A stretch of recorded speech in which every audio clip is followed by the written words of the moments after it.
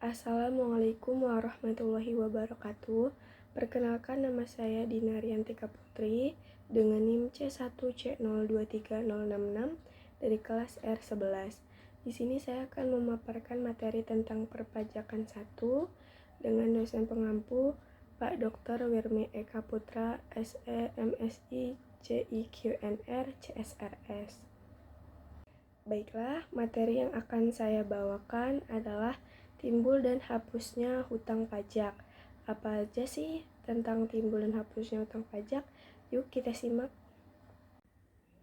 Timbulnya hutang pajak dikarenakan saat timbulnya hutang pajak mempunyai peranan yang sangat penting karena berkaitan dengan 1.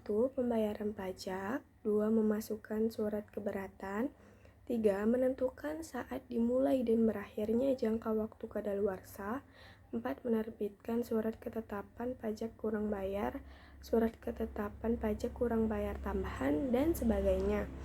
5. Menentukan besarnya denda maupun sanksi administrasi lainnya. Nah, ada dua juga nih.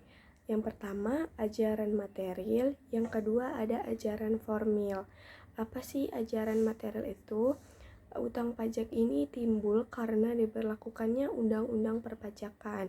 Dalam ajaran ini, seseorang akan secara aktif menentukan apakah dirinya dikenakan pajak atau tidak, sesuai dengan peraturan perpajakan yang berlaku. Ajaran ini konsisten dengan penerapan self-assessment system. Yang kedua, ada ajaran formil. Utang pajak karena dikeluarkannya surat ketetapan pajak oleh pemerintah. Untuk menentukan apakah seseorang dikenakan pajak atau tidak, berapa jumlah pajak yang harus dibayar, dan kapan jangka waktu pembayarannya dapat diketahui dalam surat ketetapan pajak.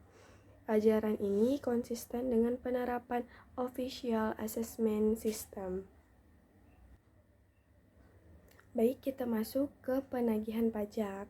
Nah, penagihan pajak ini tindakan penagihan yang dilaksanakan oleh fiskus atau juru sita pajak kepada penanggung pajak tanpa menunggu jatuh tempo pembayaran, yang meliputi seluruh utang pajak dari semua jenis pajak, masa pajak dan tahun pajak. Kegiatan penagihan ini dilakukan oleh bagian penagihan di kantor pelayanan pajak tempat wajib pajak terdaftar. Jenis penagihan pajak ini dibedakan menjadi 3. Ada penagihan pasif, penagihan aktif, penagihan seketika, dan sekaligus. Nah, kita bahas yang pertama, penagihan pasif. Otoritas pajak hanya menerbitkan surat yang menyebutkan jumlah pajak yang harus dibayar beserta sanksinya. Yang kedua, penagihan aktif, yaitu otoritas pajak melakukan penyitaan atau pelelangan. Fiskus beserta juru sita pajak akan berperan aktif saat melakukan tindakan ini. Yang ketiga, penagihan seketika dan sekaligus.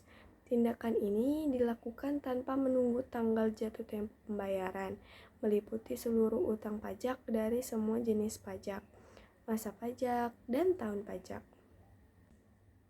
Ada surat paksa. Surat paksa merupakan salah satu sarana penagihan pajak.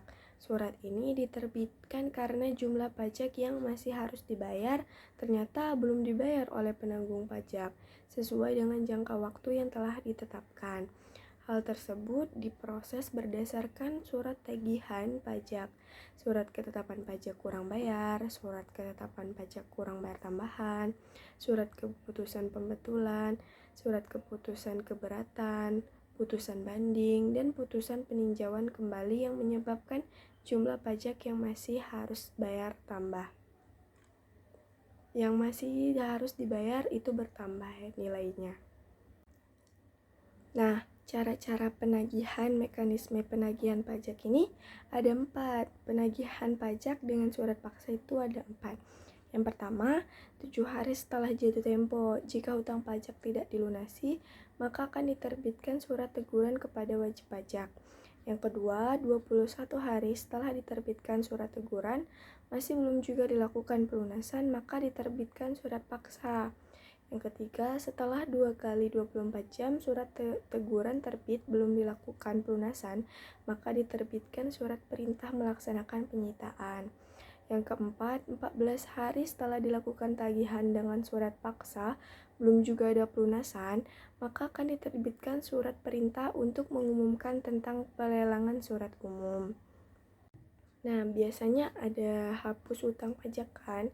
Hapusnya utang pajak ini terjadi karena ada 4 situasi. Yang pertama, pembayaran atau pelunasan. Yang kedua, kompensasi. Yang ketiga, kadaluarsa. Yang keempat, pembebasan atau penghapusan. Baik, kita akan membahas tentang yang pertama, pembayaran atau pelunasan. Ini dapat dilakukan dengan pemotongan atau pemungutan oleh pihak lain, pengkredit pajak luar negeri, maupun pembayaran sendiri oleh wajib pajak ke kantor penerima pajak, atau bank-bank persepsi dan kantor pos. Yang kedua, kompensasi. Ini juga dapat dilakukan jika wajib pajak memiliki kelebihan dalam membayar pajak, sehingga dapat digunakan untuk membayar utang pajak. Dapat diartikan sebagai kompensasi kerugian maupun kompensasi karena kelebihan pembayaran pajak. Yang ketiga, kadaluarsa. Berarti telah melewati batas waktu tertentu. Jika dalam jangka waktu tertentu suatu utang tidak ditagih oleh pemungutnya, utang pajak tersebut dianggap telah lunas atau dihapus atau berakhir dan tidak dapat ditagih lagi. Utang pajak akan kadaluarsa setelah melewati waktu 10 tahun, terhitung sejak saat terutangnya pajak atau berakhirnya masa pajak, bagian tahun pajak, atau tahun pajak yang bersangkutan. Nah, yang terakhir, yang keempat, pembebasan atau penghapusan. Kewajiban pajak oleh wajib pajak tertentu dinyatakan hapus oleh Fiskus karena setelah dilakukan penyidikan, ternyata wajib pajak tidak mampu lagi memenuhi kewajibannya. Hal ini biasanya terjadi karena wajib pajak mengalami kebangkrutan maupun kesulitan likuiditas. Baik, sekian pemaparan materi dari saya. Semoga dapat bermanfaat bagi kita semua. Apabila salah kata atau kekurangan, mohon dimaafkan. Saya Dina Diantika Putri. Mohon maaf atas segalanya. Wassalamualaikum warahmatullahi wabarakatuh.